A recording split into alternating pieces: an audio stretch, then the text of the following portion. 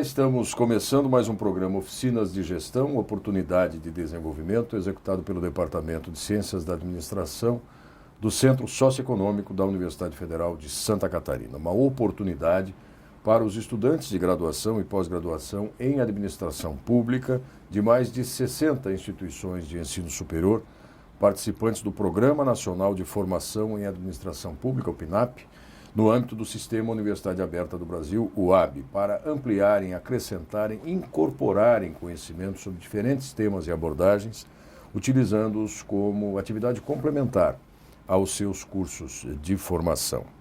Esta teleconferência, esse programa, faz parte da série temática sobre gestão pública, e o assunto sobre o qual nós vamos conversar neste programa são as perspectivas da nova gestão pública. O gestor público no contexto do novo desenvolvimentismo ou do social desenvolvimentismo. Para isso, eu estou aqui ao lado do nosso convidado, que é o professor Fernando Guilherme Tenório. O professor Fernando Tenório é pós-doutor em Administração Pública pelo IGOP, Universidade Autônoma de Barcelona, doutor em Engenharia de Produção e mestre em Educação, ambos pela Universidade Federal do Rio de Janeiro, e graduado em Administração pela Universidade Metodista, também do Rio. Professor titular da Escola Brasileira de Administração Pública e de Empresas, a EBAP, da Fundação Getúlio Vargas, onde atua como coordenador do Programa de Estudos em Gestão Social. Professor Tenório é editor do periódico cadernosebap.br, editor adjunto da Revista de Administração Pública, professor no Centro de Administração Pública e Governo da Escola de Administração de Empresas de São Paulo, também da FGV, e do programa de doutorado em administração da Universidade Andina Simão Bolívar, no Equador. Também é professor colaborador de programas de pós-graduação, estrito senso, de mestrado, de doutorado em diferentes instituições brasileiras, em especial a nossa Universidade Federal de Santa Catarina, no mestrado e no doutorado em administração. Membro da Academia Brasileira de Ciência da Administração, da Rede Interamericana de Educação em Administração Pública, pela Fundação Getúlio Vargas, do Grupo de Trabalho para Controle Social do Rio de Janeiro, este coordenado pela Controladoria Geral da União, a CGU. Professor Tenório, primeiro, obrigado por ter aceito o nosso convite, uma satisfação poder contar com o senhor em mais este programa para aprofundar algumas questões em torno, neste caso, da gestão pública, que é uma série temática do programa Oficinas de Gestão. Em que momento histórico surge essa nova gestão pública do que trata o tema central dessa nossa conversa? Bom, em primeiro lugar, eu gostaria de agradecer a oportunidade de participar desse programa. Acredito que outros colegas já tenham, dessa forma, balizado um pouco a minha fala. Eu tive a oportunidade de ver alguns vídeos já registrados e me chamou a atenção que essa preocupação com o tema da gestão pública, e a gente poderia dizer que o tema para uma nova gestão pública, ele, na realidade, ele não é tão novo assim, né? Ele já vem sendo discutido lá desde os anos 90, uma proposta que surgiu no âmbito do governo então do Fernando Henrique Cardoso, liderado pelo professor Bressa Pereira, e falava-se no novo gerencialismo, né? Mas, na realidade, como eu disse, essa discussão de uma nova gestão pública, ela já vem já de algumas décadas, né? Algumas experiências em alguns países já eram feitas, né? E no caso do Brasil, a gente pode considerar que algumas reformas administrativas foram realizadas, né? Sempre pretendendo que a administração fosse nova, né? Que a administração pública fosse nova. A reinvenção, né, da roda. Nesse sentido, né? Então, quando falo em nova gestão pública, realmente me chama a atenção pela palavra novo, né? Mas considerando isso, que se a gente for ver a história da administração pública brasileira, né? Dos anos 30 aos nossos dias, a gente vai verificar que havia essa preocupação de que uma nova gestão pública acontecesse, né? No caso, desde o período Vargas, a gente vai ter como essa preocupação centrada na criação, inclusive, da Fundação Getúlio Vargas, onde eu trabalho já há 51 anos que eu trabalho na Fundação, e, portanto, o meu cotidiano, desde então, desde os anos 64, quando entrei na Fundação Getúlio Vargas, é sempre ouvir falar na administração pública e na perspectiva de uma nova administração pública. Portanto, por brincadeira eu digo que não é novo porque, não sei se pela minha idade, é o primeiro tempo de casa, né, eu sempre escuto essa expressão. Mas, de qualquer maneira, a gente tenta fazer essa interpretação contemporaneamente, né, considerando que a proposta mais recente, que foi essas dos anos 90, né, que denominou-se também de novo gerencialismo, era você tentar trazer para dentro da administração pública algumas racionalidades oriundas do setor privado, né, com a intenção de torná-lo mais ágil, mais eficiente, etc. Portanto, essa leitura da nova gestão pública, ela passaria por essa possibilidade de ação, né, mais de um gerenciamento mais concertado com racionalidades oriundas do setor privado, né. É bom lembrar, e aí eu volto à questão da história, que nos anos 50, quando começa a se consolidar essa discussão da administração pública no Brasil, e aí eu volto a frisar a importância não só da Fundação Getúlio Vargas, mas principalmente anterior a ela, o Departamento Administrativo de Serviço Público, o DASP, né? O antigo DASP, né? Se a gente faz uma leitura do que foi produzido pela Revista Serviço Público, né?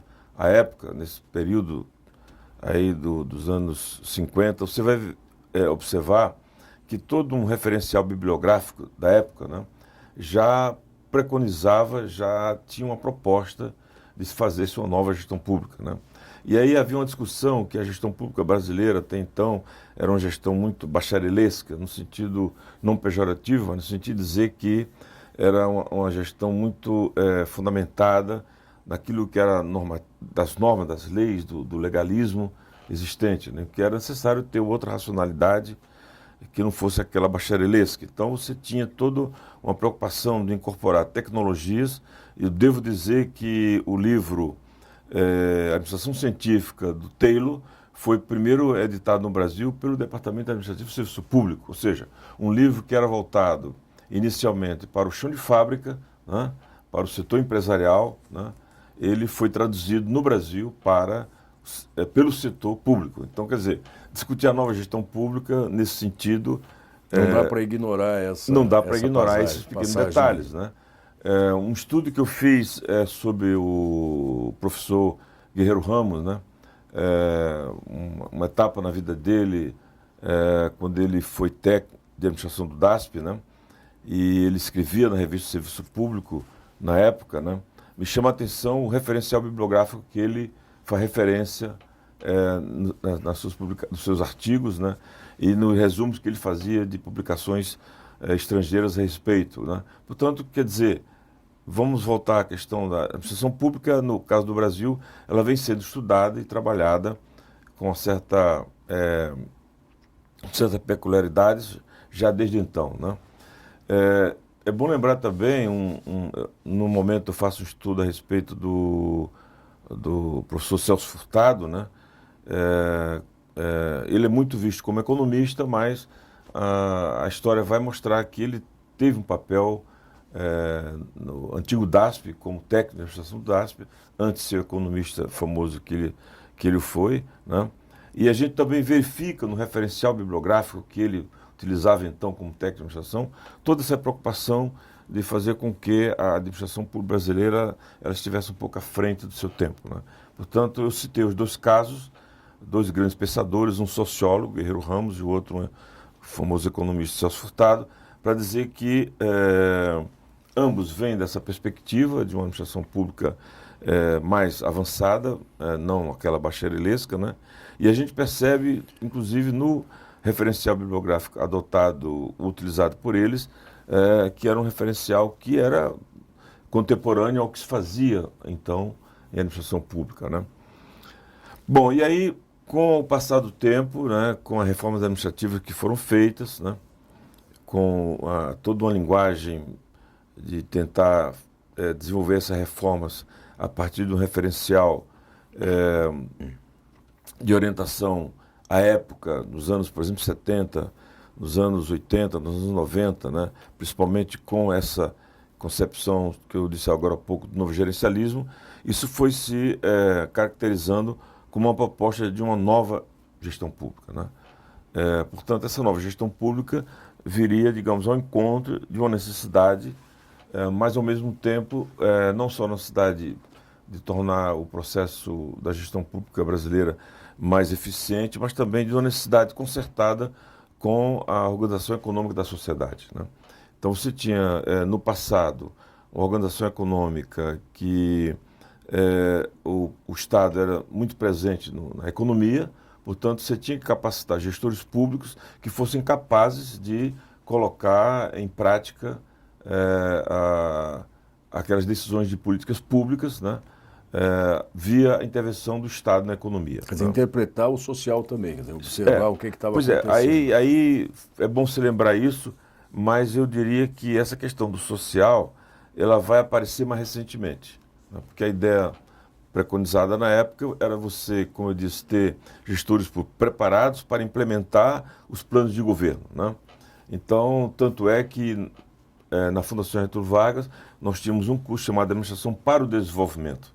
Quer dizer, você não só discutia o desenvolvimento na perspectiva econômica, mas você discutia o planejamento desse desenvolvimento e você discutia a preparação dos planejadores e implementadores dessas políticas públicas, ou seja, do que era planejado. Portanto, era a administração voltada para o desenvolvimento. Esse foi um curso que teve o apoio do Banco Interamericano de Desenvolvimento. Inclusive, a Fundação Getúlio Vargas tinha uma chamada Escola Interamericana de Administração Pública, que justamente preparava os gestores públicos, não só do Brasil, mas principalmente de toda a América Latina, para serem pessoas que iam se dedicar a implementar atividades, a administrar atividades, né, que fosse originada dessa intenção do Estado interventor, dessa intenção do Estado que agia, né, via planos, programas e projetos. Portanto, existia essa preocupação, né? Quer dizer, o social ele entrava aí muito mais como mais uma variável a ser discutida do que uma preocupação que foi mais recente nos governos últimos no Brasil, né? Então, o processo ele foi se dando e aí você tem um momento na história do Brasil que é o momento onde a organização econômica da sociedade deixa de ser aquela organização de orientação mais keynesiana, mais estruturalista, portanto, mais do Estado interventor no processo, e passa a ser uma leitura mais de orientação liberal econômica, onde o Estado passa a ser mínimo. Então, com essa ideia do Estado mínimo, portanto, a discussão não mais era de você preparar gestores públicos para o desenvolvimento, né? Gestores públicos agora seriam aqueles que iam trabalhar na perspectiva da regulação do que acontecia na sociedade, né? Esse foi um momento na discussão pública brasileira, e aí vem a importância nessa discussão do governo Fernando Henrique Cardoso e a importância, como eu disse, das intenções que na época eram lideradas pelo professor Bresser Pereira como ministro, e que tinha essa intenção de provocar o chamado novo gerencialismo, né? O tempo aqui não permite que a gente entre nos detalhes disso, mas de qualquer maneira a ideia era, como eu já disse há pouco tempo, era você atrair conhecimentos, né? Incorporar, melhor dizendo, conhecimentos do setor privado na gestão pública, né? Seria esse novo gerencialismo. Bom, aí com os governos que começam no início dos anos 2000, né? Não é um governo que vem na perspectiva de Estado interventor, mas é um governo que procura trabalhar o social, como você disse, fazendo com que o processo de desenvolvimento ele se dê, mas simultaneamente a renda seja distribuída, né? Nos processos anteriores tinha aquela ideia de que primeiro vamos deixar o bolo crescer para depois distribuir. Já nos anos 2000, a ideia começa, não, vamos provocar o desenvolvimento, mas simultaneamente vamos atender carências sociais, né? É bom lembrar que durante o período anterior, ou seja, nos anos 90, havia toda uma preocupação também de preparar gestores que trabalhassem com políticas públicas compensatórias, não só de regulação, mas políticas públicas compensatórias, né? Esse foi um programa implementado e desejado pelo Banco Interamericano de Desenvolvimento, né? que alguns países da América Latina foram aderentes a essa proposta do Banco Interamericano, e o Brasil foi aderente a essa proposta quando surgiu toda uma discussão a respeito do significado de gestão social, que posteriormente eu posso ampliar essa discussão. Portanto, o que eu estou querendo dizer é que você teve momentos na administração pública brasileira que o novo estava presente, seja ele você preparando gestores públicos para a novidade do Estado interventor, né, a novidade de que o gestor público ele deveria conhecer, saber o significado de planejamento, saber o significado de programas e projetos e implementá-los, né, ter uma agilidade de implementação que diferenciava da atividade normal da burocracia pública, né? Porque é bom a gente lembrar que uma coisa é você administrar atividade rotina, outra coisa é você administrar projetos. São coisas distintas. Mais perenes, né? Mais isso, alongados. uma coisa são as atividades perenes da rotina da burocracia pública, né? Que isso é normal em qualquer país, né? Mas outra coisa é você ser capaz de administrar projetos, né? São coisas que têm início, meio e fim, não são perenes, né? Portanto, esse momento existiu, desse novo seria isso, você não preparar somente o burocrata, mas você preparar também o burocrata para atuar como gestor de planos, programas e projetos, né? Bom, a outra novidade, portanto, vem com essa questão do novo gerencialismo, de preparar gestores preocupados com a regulação, né? Então, as agências reguladoras passaram a ter uma importância naquele momento, nos anos 90, muitas até ficaram mais importantes, mais em evidência até do que os ministérios, né? Que no passado elas não existiam, então os ministérios tinham importância no processo. Com essa ideia da regulação, portanto, as agências reguladoras passaram a ter essa importância. Então, a novidade foi capacitar gestores, né, públicos mais voltados para a regulação, né? Bom, depois que passa essa etapa, vem essa etapa, digamos assim, da preocupação mais acentuada com as carências sociais, essa distribuição de renda acompanhando o processo de desenvolvimento. Você vai ter uma preocupação em capacitar gestores públicos que venham ao encontro dessas carências. Agora, qual a questão, né? A questão que eu percebo é que nesse caminhar, nesse linear da administração pública, né, parece ser que houve assim, momentos digamos assim, de altos e baixos, né, até porque o profissional da administração pública, aquele profissional de carreira da administração pública, tem horas que ele é muito bem percebido pela sociedade, tem horas que governos os desprezam, e a gente pode citar o caso que antes do final dos anos 80 a gente teve o caso daquele presidente que denominava os funcionários públicos de Marajás, né? E ou seja, era como se fosse, eles passaram a ser até vistos como uma coisa depreciativa ser funcionário público, né?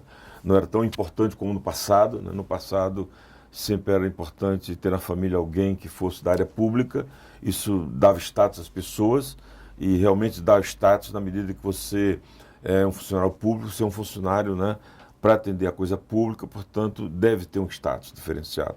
Mas, enfim, você teve essas concepções de governos que, ora, uns privilegiavam o servidor público, ora, outros não privilegiavam o servidor público, e esse é um processo que, de uma certa forma, desgasta, porque você, toda vez que vai discutir a nova gestão pública, você volta a colocar em pauta a questão do servidor público, né? Você volta a colocar em pauta a questão de você saber a quantos esse funcionário está, digamos, apto, né? Ou está né? Para atender às demandas, né? E a gente sabe muito bem que o servidor público, o funcionário público, né? Ele, por essa denominação, né? Que ele tem que ser, digamos assim, um indivíduo que dá resposta à sociedade, mas se ele não tiver o apoio político, se ele não tiver, inclusive, apoio material, de condições de trabalho, né, ele vai ficar aquém dessas possibilidades, né? Então, eu acho que eu entendo a discussão da administração pública, mas não na incorporação de novos modelos gerenciais. exclusivamente. Eu entendo que a nova administração pública, se é que ela possa existir, ela tem que também saber valorizar o servidor público, né? Então, o servidor público ele tem que ser um indivíduo que entre no serviço público valorizado, não só do ponto de vista de condições materiais, né, mas também dele ser colocado como importante no processo. Então, discutir a administração pública e não discutir o funcionário público, não discutir o servidor público, é você não discutir nada. Porque, na realidade, quem vai dar valor, quem vai pôr a máquina em funcionamento não é o computador, Não, o computador. certo? É o homem, é o ser humano, é o trabalhador. Então, você tem que valorizar o trabalhador. Agora, por outro lado também, a gente pode perceber que o servidor público, ou seja, que ele é um trabalhador como outro qualquer, mas muitas vezes ele não se percebe como tal. O servidor público, ele não se percebe, ele tem uma questão aí que ele parece que não foi preparado ou não está preparado para saber trabalhar com a sociedade, com a cidadania. Quando ele se coloca do outro lado do balcão, vamos dizer assim, esse cenário, né, ele muitas vezes se coloca numa posição de distância perante o cidadão, perante o demandante, né?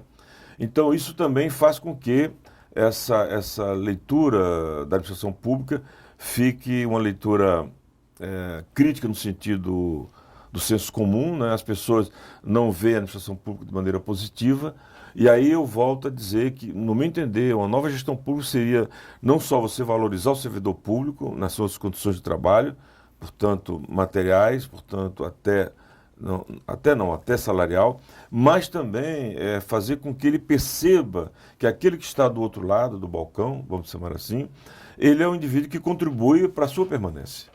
Então, quer dizer, a cidadania ou o cidadão, no senso comum, ele já chega muitas vezes com medo de ser atendido numa repartição pública, né?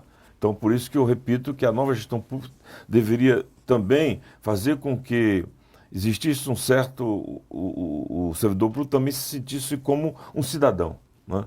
E daí ele dá um retorno à sociedade que a sociedade merece, né? Portanto, eu vejo a nova gestão pública nessa perspectiva de uma interação entre o Estado e a sociedade, né? Ou seja, a sociedade, inclusive, deve estar presente na tomada de decisão de políticas públicas, né? Daí vem toda uma discussão mais recente, né? Quando você falou aí na questão do neodesenvolvimentismo ou social-desenvolvimentismo, que essa perspectiva que o desenvolvimento deve ser implementado, né, simultaneamente à distribuição de renda. Então, o social passaria por aí. Na minha interpretação e dentro das pesquisas que a gente tem feito, inclusive fazendo estudos comparativos com outros países, né, eu vejo, mais uma vez repito a palavra nova, a nova gestão pública, no sentido de que essa relação do Estado com a sociedade, portanto, da burocracia pública com a sociedade, portanto, do servidor com a sociedade, né, é no sentido de que ele saiba perceber a sociedade, ele saiba perceber as suas carências, mas isso também vai significar que ele saiba ouvir a sociedade, ele saiba ouvir o cidadão, né? Então, um desenvolvimento social ou social desenvolvimento, eu vejo nesse sentido, de que a própria discussão de como o desenvolvimento vai ser implementado, como o desenvolvimento, o que deve ser alcançado, deve ser feito com a sociedade presente, né? E daí que eu repito que poucas são as instituições no país que têm a preocupação de entender a administração pública como uma coisa pública, como uma instituição que deve atender à República, né? Portanto, a República, a coisa pública, parece que passa ao largo da discussão, né? E aí vem o que eu comentei anteriormente, do novo gerencialismo, que alguns interpretavam como sendo a própria expressão do chamado determinismo de mercado. Então, o que o mercado determina é o que a gente vai fazer, né? Quando, na realidade, deveria ser o mercado ser visto como sendo uma parte da sociedade e não a sociedade, né?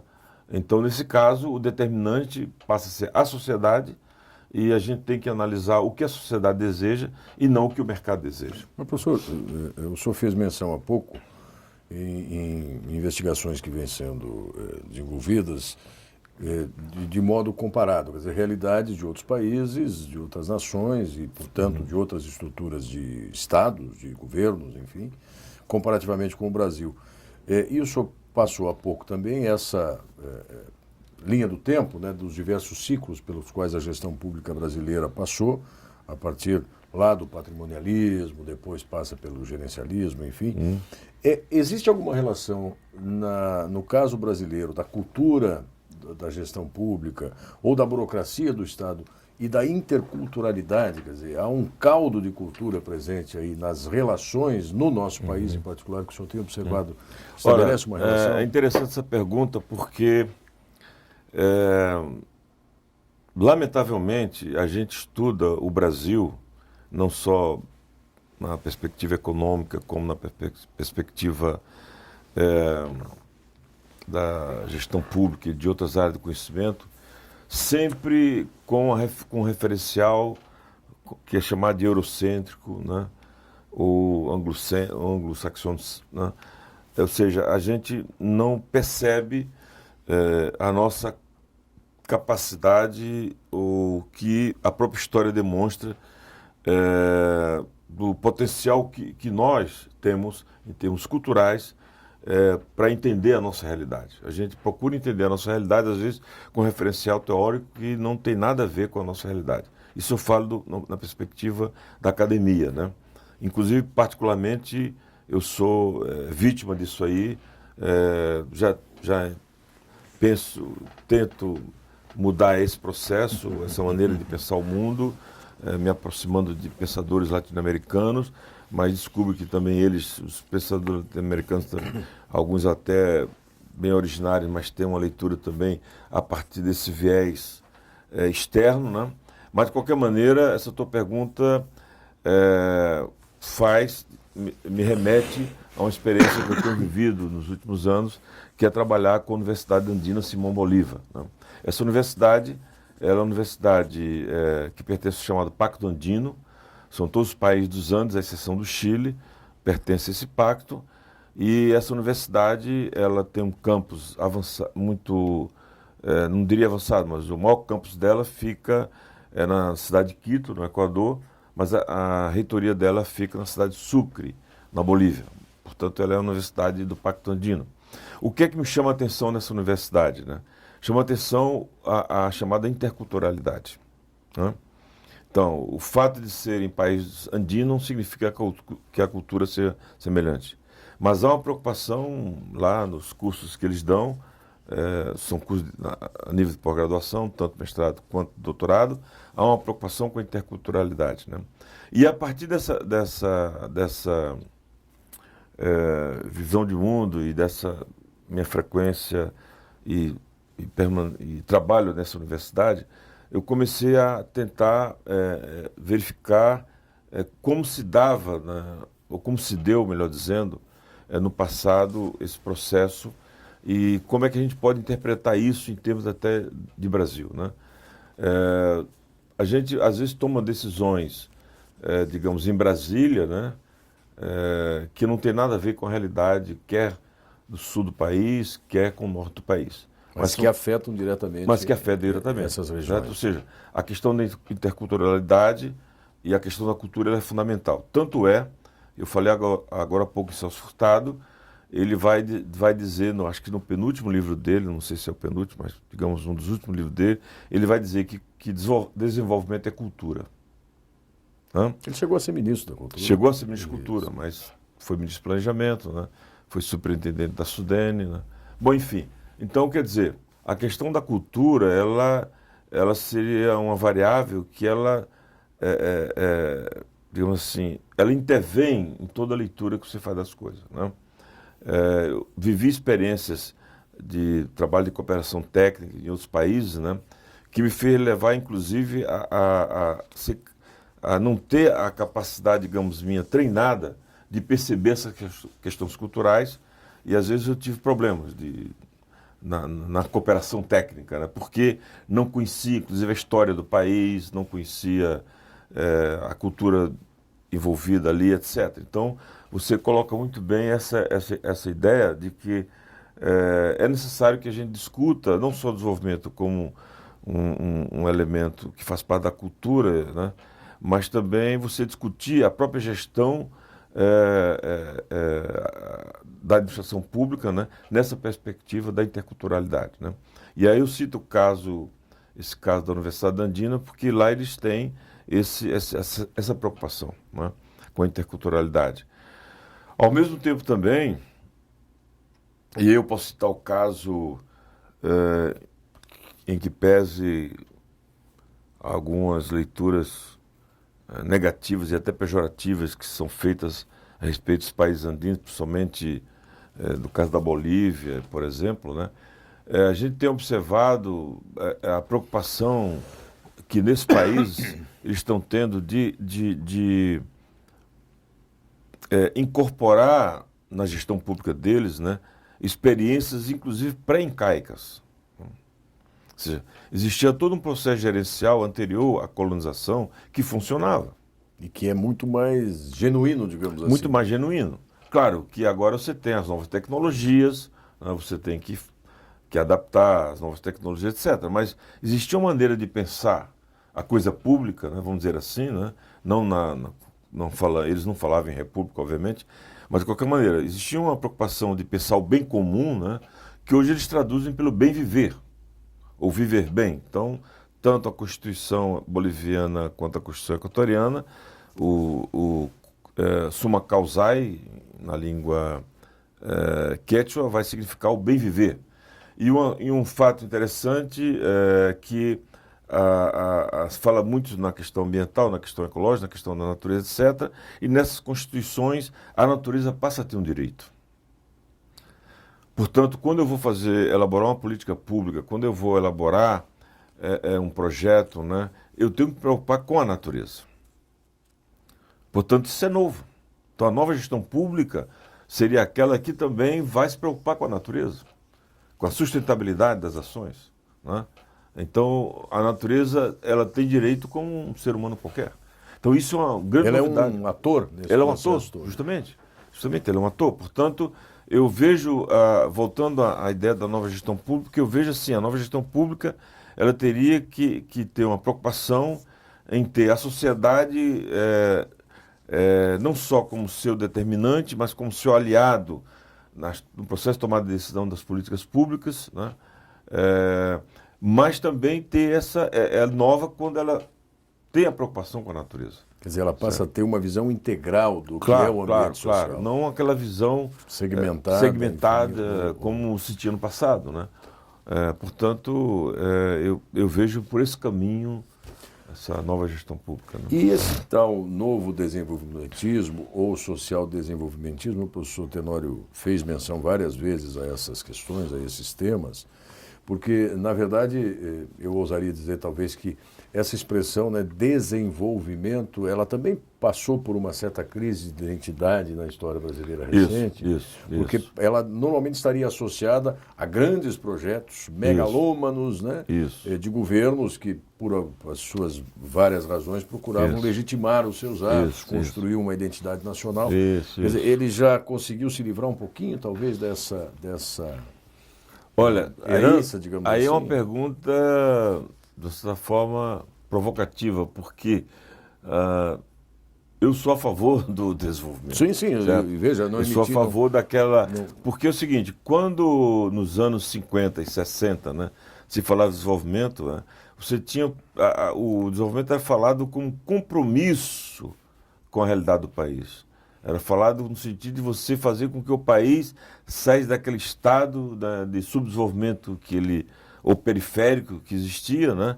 E, portanto, inclusive, você tinha o Instituto Superior de Estudos Brasileiros, né? Lá no Rio de Janeiro, que era um grupo de intelectuais muito engajados com o país, né? Então, a chamada ideologia desenvolvimentista, ela fez parte, digamos assim, da cultura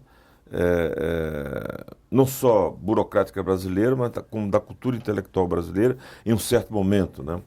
E aí, como você bem disse, em outro momento ela passou a ser vista até como uma perspectiva jurássica, né? Uma perspectiva sem mais sentido, e ela é retomada, né?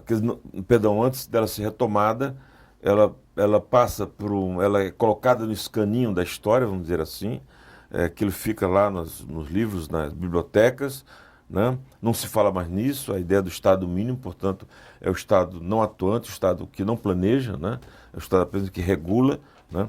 Então, você falar em desenvolvimento, realmente era você sair do pensamento contemporâneo, somente naquele período dos anos 90, como eu comentei, né?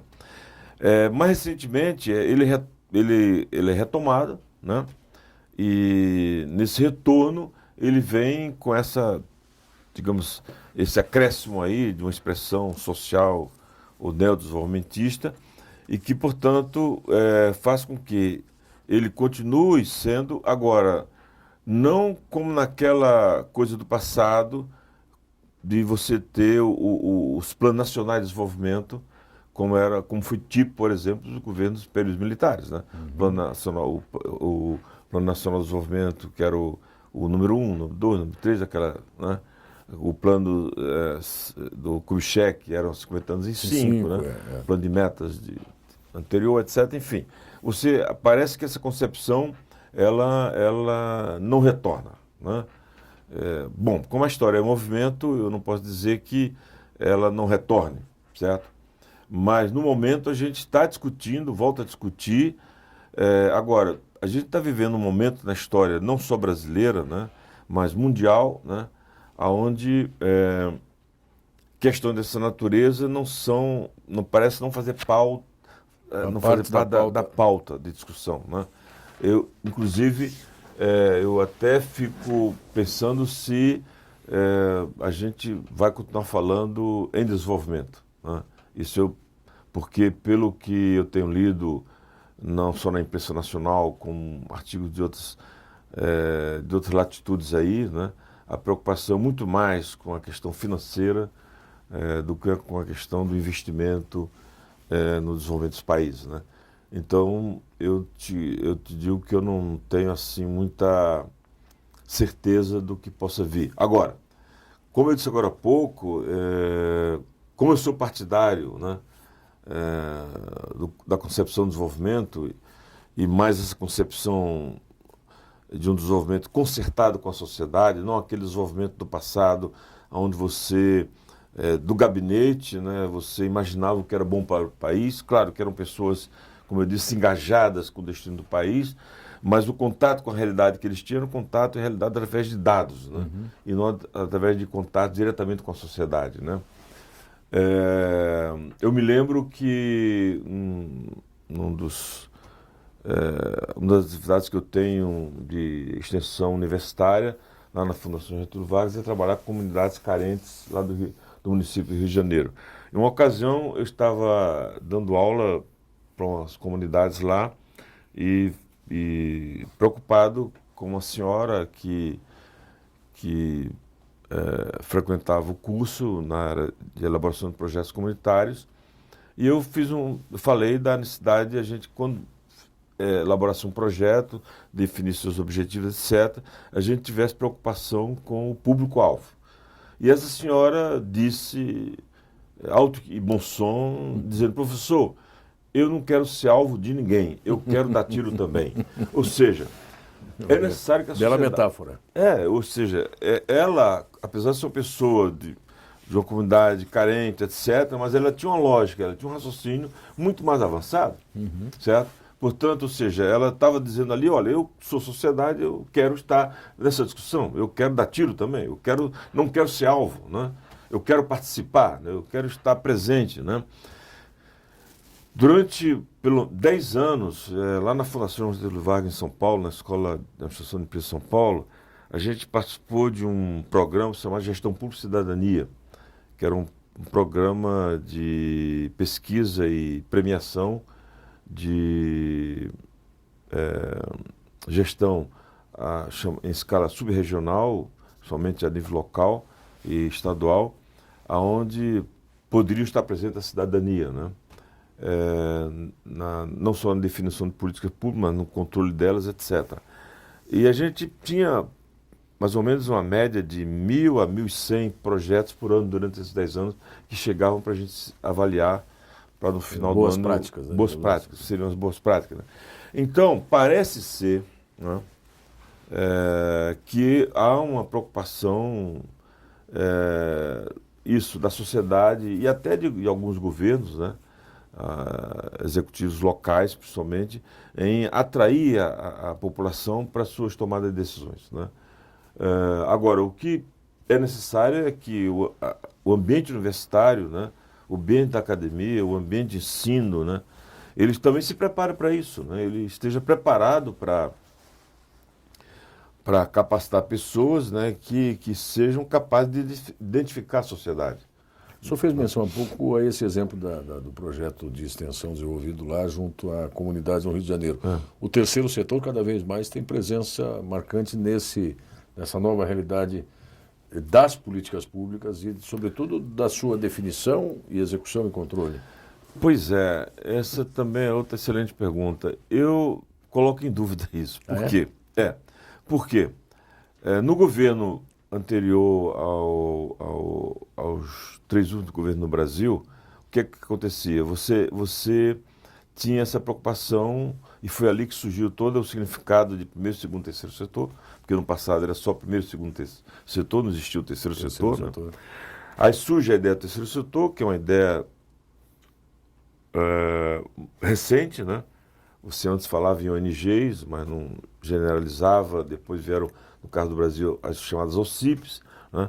Então, esse terceiro setor, ele teve seu auge num período na história brasileira, que aí eu retomo aos anos 90. Né? Nos últimos governos, o terceiro setor quase como ele recua, né? Porque as políticas públicas ficam na mão do Estado. Né? Então, Bolsa Família, por exemplo, Minha Casa Minha Vida, né? Então, o controle não é mais... Ações que antes eram objeto do terceiro setor passam a ser incorporadas pelas políticas públicas. Isso. Portanto, tanto é que algumas instituições no país que estavam capacitando pessoas para essa área também recuaram, recuaram porque a demanda diminuiu para esse tipo de profissional. Né? Portanto, eu não sei te dizer se mais à frente o terceiro setor ele retorna com a ênfase que ele teve há uns 10, 15 anos atrás. Embora ele seja importante, o que a gente observa agora são movimentos sociais, que não são... Não podem ser caracterizados como o terceiro. Justamente. Talvez esteja surgindo um quarto setor aí, quem sabe? Quem sabe o quarto setor, entendeu? Porque aí os movimentos sociais eles têm esse papel até de controle social, né? Não só de política pública, mas de governos, etc. Então, quer dizer, a gente está aí, como eu te disse agora há pouco, no momento, do ponto de vista da administração, a gente tem certeza da necessidade da gestão privada, do setor privado, ele é necessário ter pessoas preparadas para administrá-lo, né? A gente sabe da necessidade que a gestão pública é necessário também ter os administradores com essa capacidade, né? Mas o terceiro setor, a gente sabe que ele não é que ele não seja importante, mas ele, no momento, está um pouco arrefecido, né? E, quiçá, como você disse, os movimentos sociais, no futuro, você tem que se preparar para ser gestor de movimentos sociais. Né? Até porque eles não têm o mesmo caráter orgânico das ONGs do terceiro setor. Eles são um tanto quanto mais dispersos, mais difusos, mas estão assumindo um protagonismo aí, seguramente, né, professor? Agora, eu gostaria de voltar àquela questão inicial que a gente colocou, da importância do administrador público, né? Mas ele concertado com a sociedade. Né? Então, nos últimos anos, na Academia Brasileira, a gente tem discutido um conceito, que é chamado conceito de gestão social. Né? Esse conceito, ele procura transmitir a noção, né? A ideia, né? Da necessidade de uma gestão dela ser concertada com a cidadania. Né? Portanto, a gente pode acreditar que ela é uma concepção, um conceito utópico, né? Mas vamos ter as utopias como as grandes referências que aponta as contradições da sociedade via essas utopias, né? Então, você já tem na Academia Brasileira, inclusive com financiamento de pesquisa por órgãos de governo, né, como o caso de CAPES, CNPq, apoiando pesquisa nessa direção, saber como é possível você implementar políticas públicas, como é possível você desenvolver atividades dessa natureza com a participação da sociedade civil, né?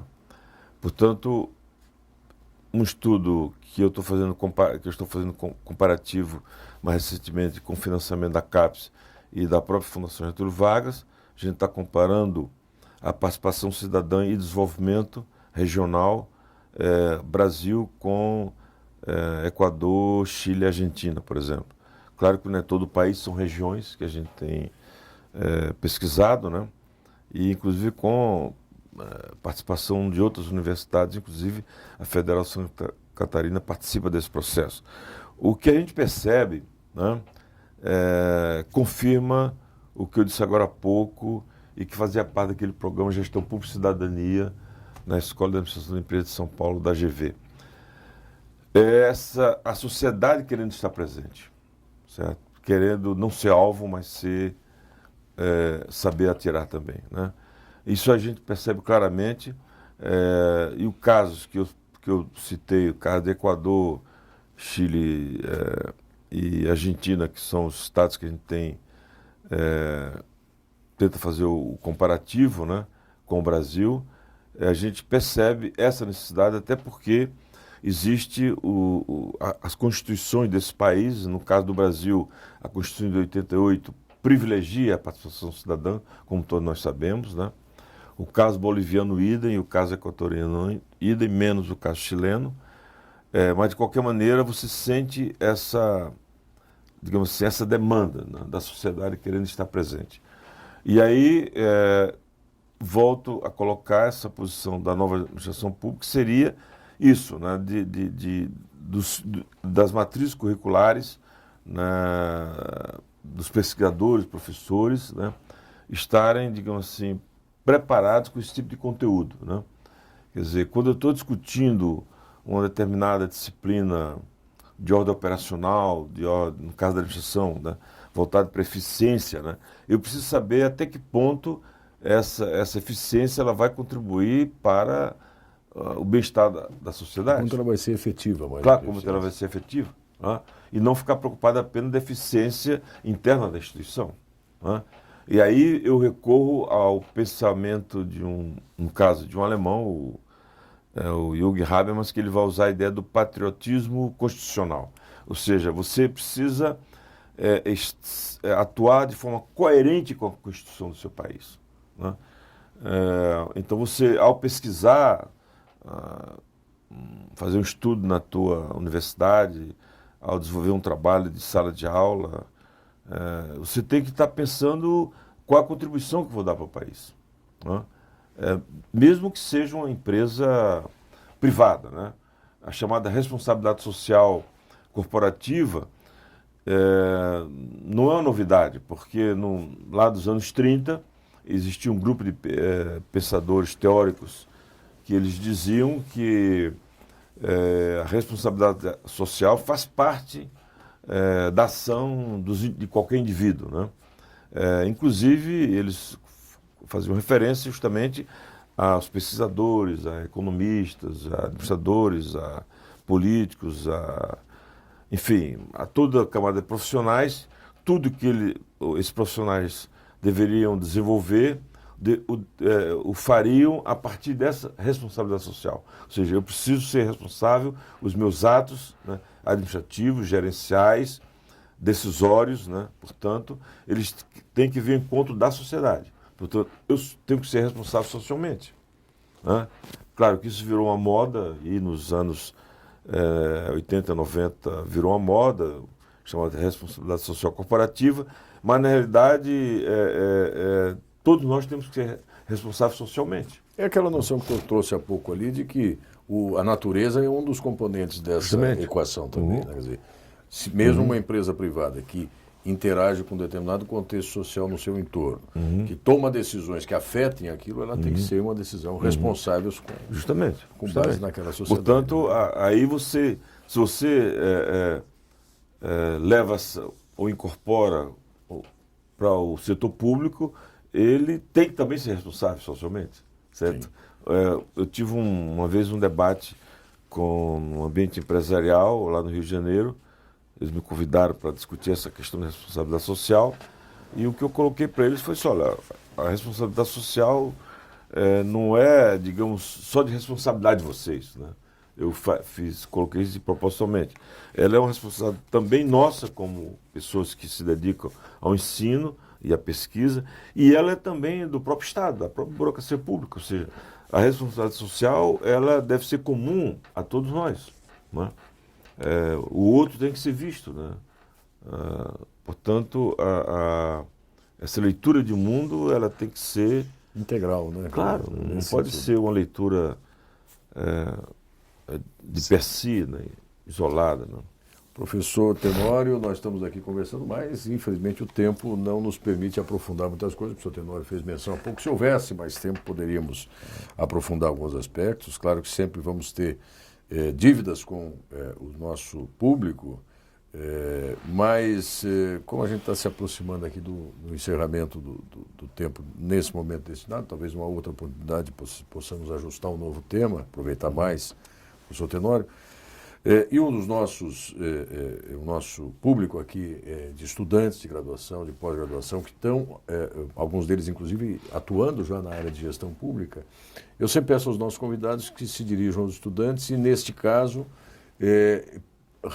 recuperando parte do tema que nos traz aqui, né, que é a perspectiva da atuação do gestor público nessa realidade, ou de uma nova gestão, ou de um novo desenvolvimentismo. Eu queria que o senhor desse um recado direto aos estudantes sobre que componentes da sua formação pode fazer a diferença na perspectiva dessa nova gestão, nem tão nova assim como o senhor mencionou no início. Bom, em primeiro lugar, eu gostaria de pedir desculpas, porque talvez eu não tenha sido tão sistemático na exposição, até por conta do tempo a gente fica ansioso para falar, e as tuas perguntas foram provocadoras, mereciam mais serem aprofundadas. Então eu gostaria de pedir desculpa por esse fato, não ter sido capaz de sistematizar melhor o meu pensamento, né? A minha intenção, espero que tenha sido boa, mas... Agora, atendendo a tua pergunta, eu diria o seguinte, que é necessário que a gente seja capaz de ter humildade intelectual para aceitar que o potencial do nosso conhecimento ele não é suficiente para entender a sociedade, a complexidade da sociedade. Então, se eu sou um advogado, se eu sou um economista, um contabilista, um administrador público, um físico, um químico, qualquer que seja a profissão, qualquer que seja a graduação e a pós-graduação que eu possua, né, eu tenho que tentar interagir o meu conhecimento, né, com outros conhecimentos, ou seja, a interdisciplinaridade é fundamental, né? Ou seja, epistemologicamente falando, é necessário que eu tenha essa humildade em que eu possa incorporar outros conhecimentos ao meu saber. O meu saber não é suficiente para entender a complexidade que é a sociedade, que é a totalidade, né? Esse seria um dos elementos que eu gostaria de terminar a fala, né? O outro elemento que poderia concluir seria: é necessário que a gente saiba também contextualizar. Ou seja, eu não posso discutir questões do cotidiano numa perspectiva muito imediatista, né? Eu preciso saber, conhecer a estrutura da própria sociedade, inclusive saber a própria composição ou estrutura econômica que a gente vive, né, para poder melhor entender a própria sociedade. Então, às vezes a gente tem aquele imediatismo de comentar certas coisas que acontecem no país, né, e não percebe que o que está acontecendo no país não é uma questão interna, ela é uma questão que está relacionada com o externo, né? Aquela ideia de que a concepção sistêmica, ou que alguns chamam de holística, né? Eu preciso entender que algumas decisões que são tomadas no país, ou algumas questões que às vezes acontecem no país que a gente rotula como sendo só no Brasil acontece isso, não é verdade, né? O mundo inteiro, na contemporaneidade, a gente vive um processo de crise que é internacional, né, e que, obviamente, ela afeta todos os países. E não, porque não vai afetar o país, o Brasil. Então, portanto, eu volto a dizer, é necessário a gente saber não só ter essa leitura interdisciplinar, essa base epistemológica como sendo fundamental para o nosso entendimento do nosso objeto de estudos e do que acontece no mundo, mas também saber contextualizar, ou seja, entender a história, fazer com que a história do passado, do presente, nos diga o que é que está acontecendo, né, para a gente poder ser capaz de melhor interpretar o mundo, né? Então, por aí eu gostaria de encerrar. Muito bem. Professor Fernando Guilherme Tenório, mais uma vez, muito obrigado.